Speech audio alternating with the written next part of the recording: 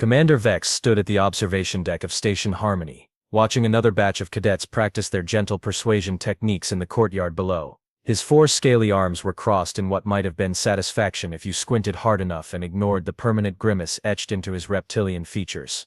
Station Harmony was the pride of the Galactic Military Academy, a gleaming testament to civilized warfare. Here, the galaxy's finest learned the art of conflict resolution through interpretive dance, aggressive negotiations, and the time-honored tradition of strongly worded letters. It was beautiful, really, peaceful, safe. Vex hated every pristine, polished panel of it. 23 years he'd been teaching advanced tactical retreat and ethics in surrender procedures. 23 years of watching wide-eyed cadets from 12 different species learn how to lose gracefully. The Zephyrians with their crystalline wings that sang lullabies during combat. The molluscoids, who could literally withdraw into their shells when things got dicey. Even the Thoraxians, despite having natural armor plating, had developed a lovely technique for politely asking their enemies to please stop shooting. It was enough to make a career military officer weep.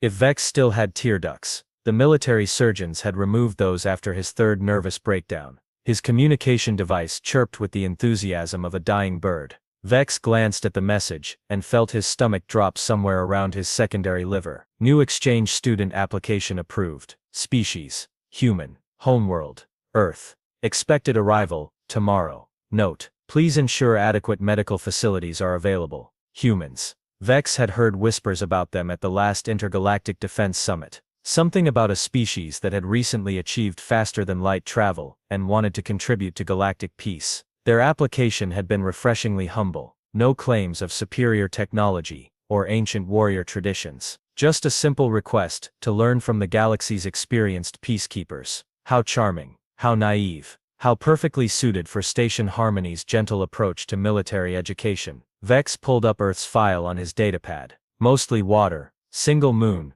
inhabited by bipedal mammals who had apparently spent most of their recorded history farming and writing poetry. Lots of poetry. Their greatest military achievement seemed to be something called the Great Emu War, which they had apparently lost. To birds. He chuckled. A sound like gravel in a blender set to gentle. Finally, a species that understood the futility of violence. This human would fit right in with their curriculum of courteous warfare and considerate conquest. What could possibly go wrong?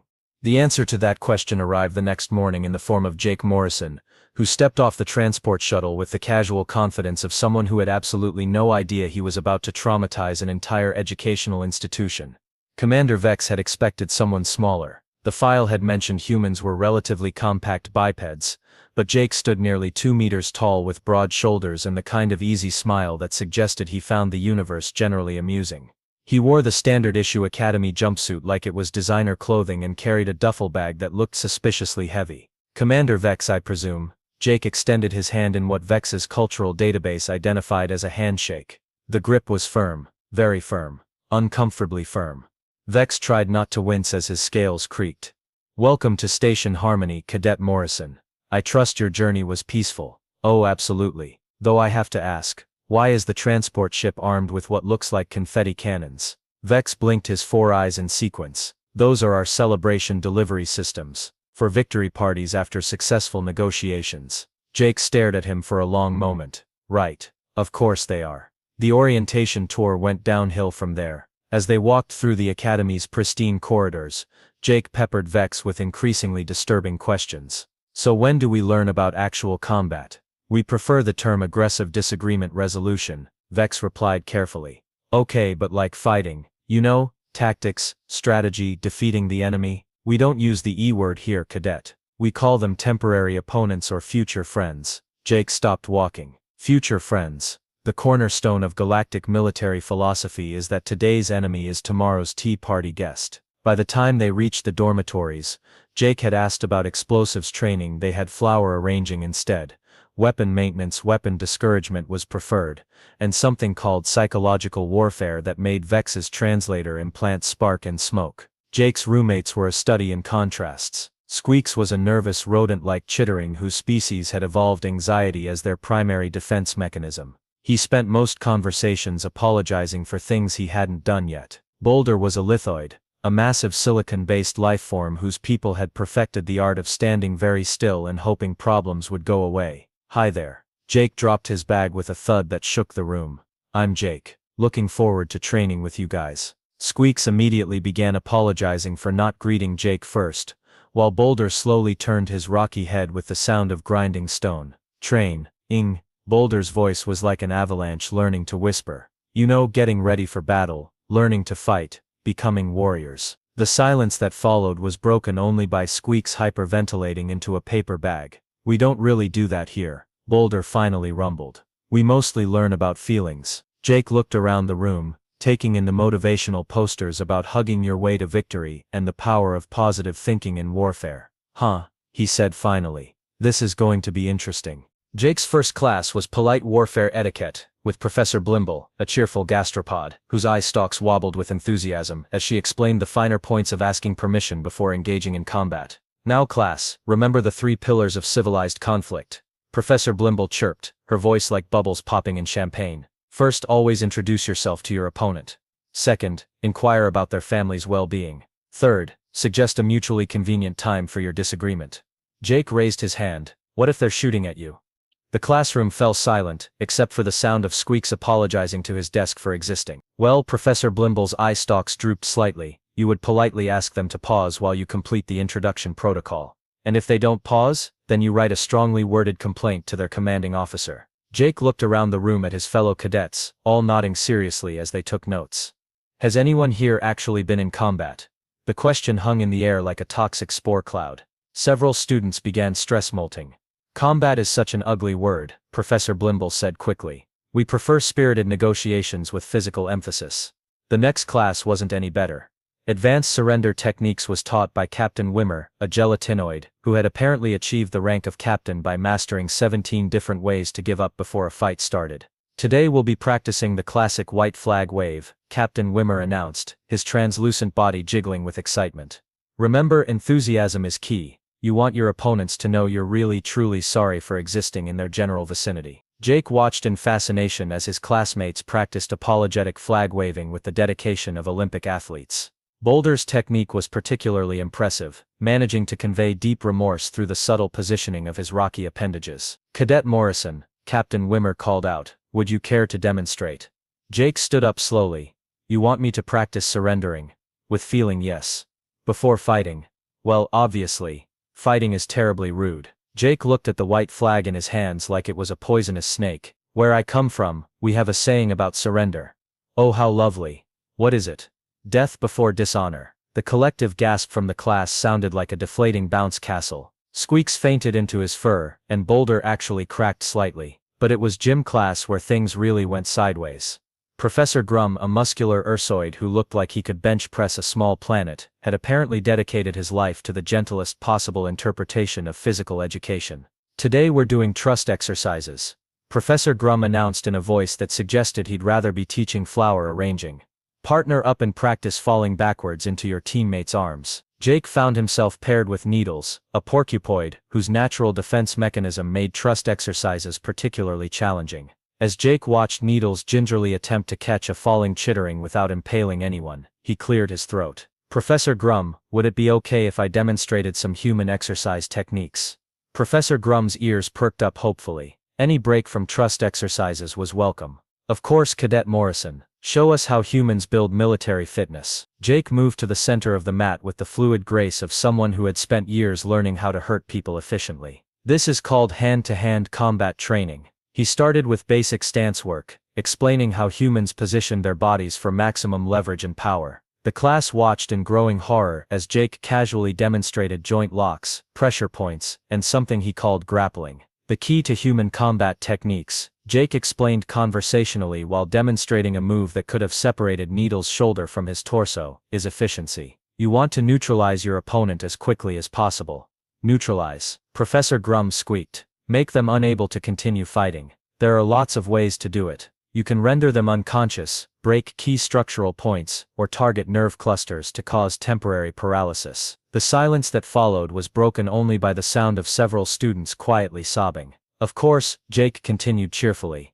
That's just unarmed combat. With weapons, you have so many more options. There's psychological warfare, where you break their will to fight. Tactical manipulation, where you make them defeat themselves. Oh, and flanking maneuvers, those are great. You pretend to attack from one direction, while your real force moves around behind them. Squeaks raised a trembling paw. Behind them, isn't that cheating? Jake blinked. Cheating? No, that's just strategy. The goal is to win. But what about fairness? Needles asked, his quills rattling with anxiety. What about it? Don't you want to give your opponents a sporting chance? Jake stared at him for a long moment. Why would I want to do that? They're trying to kill me. The word kill hit the gymnasium like a sonic bomb. Half the class dove for cover, and Professor Grum made a sound like a deflating balloon. Cadet Morrison, he whispered. Perhaps we should return to trust exercises. Jake looked around at the terrified faces staring at him from behind exercise equipment, and slowly raised his hands in what he hoped was a peaceful gesture. Sure, he said gently. Trust exercises sound great. But as he watched his classmates nervously emerge from their hiding spots, Jake couldn't shake the feeling that he was missing something important about galactic military philosophy. Something that probably should have been mentioned in the recruitment brochure. 3 weeks later, Jake stood in the Academy's grand simulation chamber, staring at what Commander Vex proudly called the ultimate test of military readiness. The arena looked like a child's playground designed by someone who had heard violence described once in a fever dream. Soft, rounded obstacles dotted the landscape in pastel colors. Foam barriers provided cover that wouldn't stop a determined sneeze. In the center sat a mock fortress made entirely of inflatable materials, complete with a bouncy castle moat and what appeared to be a slide for emergency evacuations. Now cadets, Commander Vex announced through the intercom, his voice crackling with nervous energy. Today you'll face our most challenging opponents. The simulation will test everything you've learned about peaceful conflict resolution, graceful surrender, and the importance of asking nicely. Jake raised his hand. What exactly are we fighting? We don't fight here, Cadet Morrison. We engage in structured disagreements with holographic representatives of the fierce Flufflington warriors. The simulation flickered to life, and Jake found himself face to face with the most adorable creatures he'd ever seen. They looked like teddy bears crossed with marshmallows, with big round eyes and tiny paws that held what could generously be called weapons if you squinted and had never seen an actual weapon. These are the fierce warriors, Jake asked, watching one of the Flufflingtons trip over its own feet and giggle. Terrifying, aren't they? Squeaks whispered from behind a foam rock. Look at those menacing button noses. The simulation began with Professor Blimble's voice echoing through the chamber. Remember cadets, introduction protocol first. Jake watched in amazement as his classmates stepped forward and began politely introducing themselves to the holographic teddy bears. Boulder's introduction took approximately 4 minutes and included a detailed genealogy of his mineral composition. Needles apologized 17 times before managing to state his name. Squeaks was so nervous he introduced himself as sorry, and then apologized for lying about his name. The Flufflingtons responded by offering cookies and asking about everyone's day. This is the final exam, Jake asked Commander Vex through his comm device.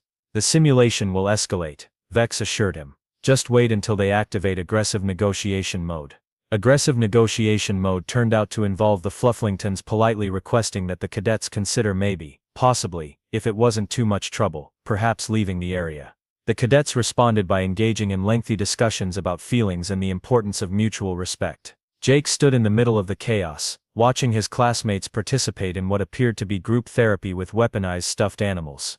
After 20 minutes of watching Boulder explain his emotional connection to sedimentary rock formation to a confused holographic teddy bear, Jake decided to treat this like an actual military exercise. He moved with purpose, using the terrain to his advantage in ways the designers had never intended. The foam barriers became stepping stones for elevated positions. The bouncy castle wasn't an obstacle, it was high ground. The slide wasn't for evacuation, it was a tactical insertion point. What is Cadet Morrison doing?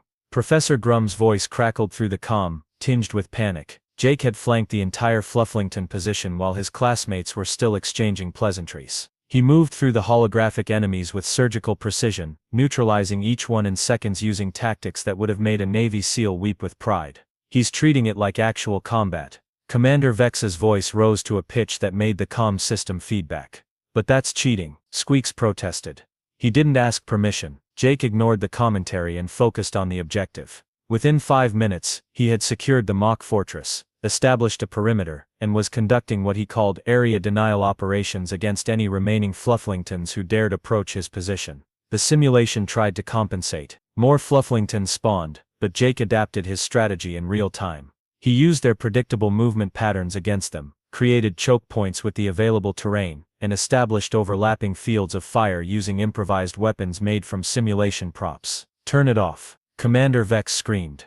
"Turn it off, now," but the simulation had achieved something its programmers never thought possible. It had reached maximum difficulty, spawning wave after wave of increasingly confused holographic teddy bears who had no idea how to deal with someone who wasn't following the script. Jake, meanwhile, was having the time of his life. This was the first actual military exercise he'd encountered since arriving at the academy, and he threw himself into it with enthusiasm that bordered on artistic. He established supply lines using the bounce house ventilation system. He created early warning systems by positioning reflective surfaces to monitor approach routes. He even managed to turn the slide into a rapid deployment mechanism for what he generously termed tactical teddy bear redistribution. By the time the technicians managed to shut down the simulation, Jake had achieved something unprecedented in Academy history. He had completed a military exercise designed to last 2 hours and approximately 12 minutes, with 0 casualties on his side and complete objective domination. The simulation chamber fell silent except for the sound of Jake's classmates quietly hyperventilating. "Well," Jake said cheerfully as he emerged from the foam fortress, not even breathing hard. "That was fun. When do we do the real one?" Commander Vex stared at him with all 4 eyes wide. "The real one, with actual opponents. Who fight back." The silence stretched on until Squeaks finally broke it with a question that would haunt the academy for years to come. "Jake," he whispered, "was I supposed to let them win?" Jake looked around at the faces staring at him, and for the first time since arriving at Station Harmony, he began to understand that he might have fundamentally misunderstood the nature of galactic military training. "Let them win," he repeated slowly. "Why would you want to do that?" And that was when Commander Vex realized that humanity's application to join the galactic military might not have been as humble as it appeared. The Academy's annual career day had always been a cheerful affair where cadets presented projects about their species' contributions to galactic peace.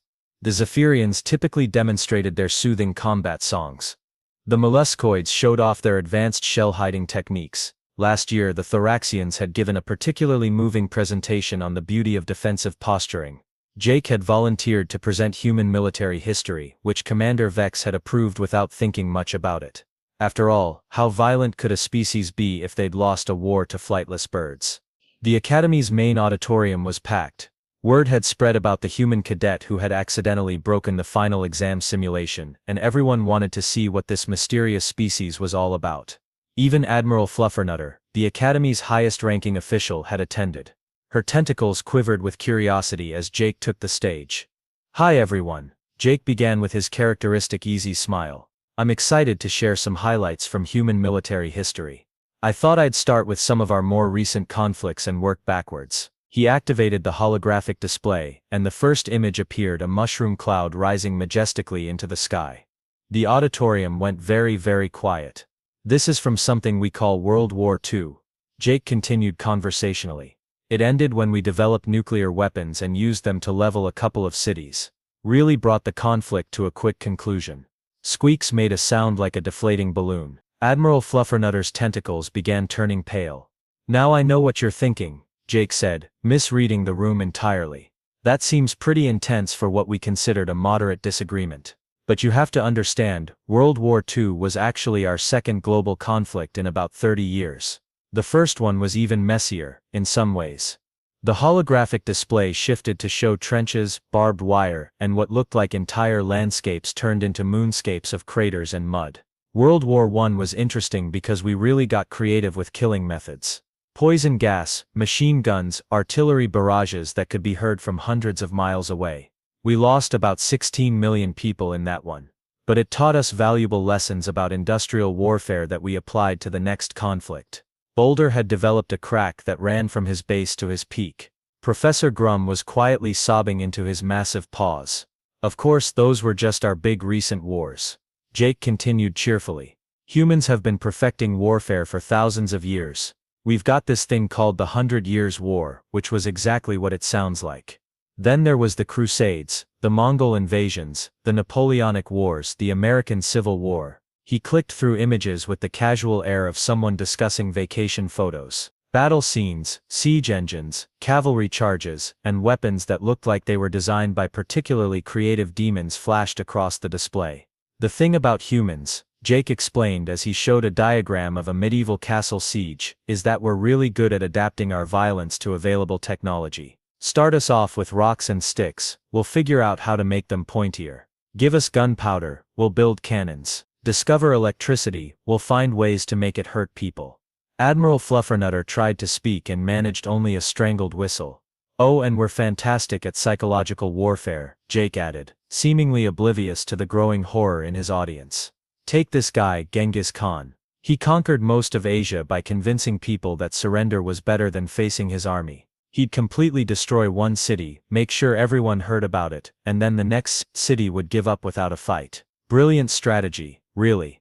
Commander Vex felt something snap in his brain. It might have been his last shred of sanity. The really impressive thing about human military history, Jake continued, warming to his subject, is the casualty numbers. Like the Battle of Stalingrad alone had over 2 million casualties. The Battle of the Somme, we lost 60,000 people in a single day, and that was just the beginning of that particular fight. Needles had retracted all his quills and was now essentially a ball of terror rolling slowly under his seat. But here's what I find really interesting about galactic military philosophy, Jake said, finally addressing his audience directly.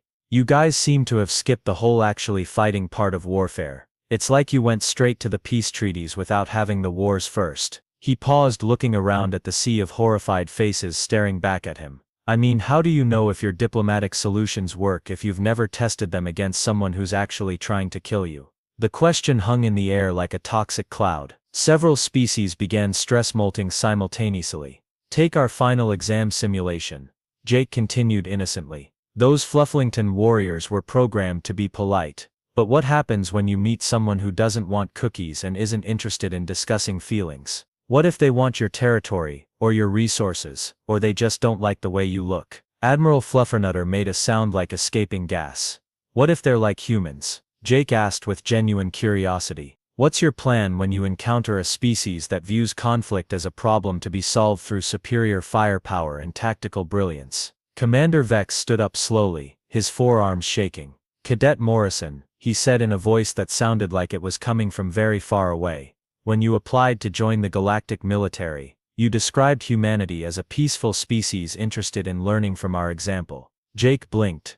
Well, yeah, we are peaceful. This is just our military history. Just your military history. Sure, you want to hear about our art, our literature? We've got some great poetry. Shakespeare, Maya Angelou, Robert Frost. Oh, and our music. We invented jazz, rock and roll, hip-hop. But the wars, what about them? Commander Vex stared at him with dawning comprehension. How many wars has humanity fought? Jake thought about it for a moment. I don't know. All of them? And that was when the Academy's entire faculty realized they had been conducting the galactic equivalent of teaching a great white shark how to swim gently. In the stunned silence that followed, Jake looked around at his audience with growing concern. Did I say something wrong? He asked. Because honestly, I was trying to keep this presentation light. I didn't even get into the really nasty stuff. 3 faculty members fainted simultaneously. Admiral Fluffernutter's tentacles had gone completely transparent. Maybe I should have started with our space program instead, Jake mused. Though I guess the rocket technology did come from our weapons research. Commander Vex walked out of the auditorium and didn't stop walking until he reached his office, where he immediately began drafting an emergency report to Galactic High Command. The subject line read, "We may have made a terrible mistake." 3 months later, Jake Morrison stood at the podium in the Academy's graduation hall, wearing the dress uniform of a newly commissioned galactic military officer. The ceremony had been unique. Instead of the traditional celebration, it felt more like a funeral where everyone was too polite to mention that the guest of honor was still breathing. Admiral Fluffernutter approached the podium with the careful movements of someone who had spent the last quarter learning to live with existential dread. Her tentacles, which had never quite returned to their original color after Jake's career presentation, trembled as she held the graduation certificate. "Cadet Morrison," she began, her voice barely above a whisper, "you have completed your training at the Galactic Military Academy with the highest honors in our institution's history." Jake beamed with pride. The audience, composed entirely of faculty and his fellow graduates, responded with the kind of applause typically reserved for eulogies. "You have also," Admiral Fluffernutter continued carefully, "fundamentally changed our understanding of what military education should encompass." That was putting it mildly.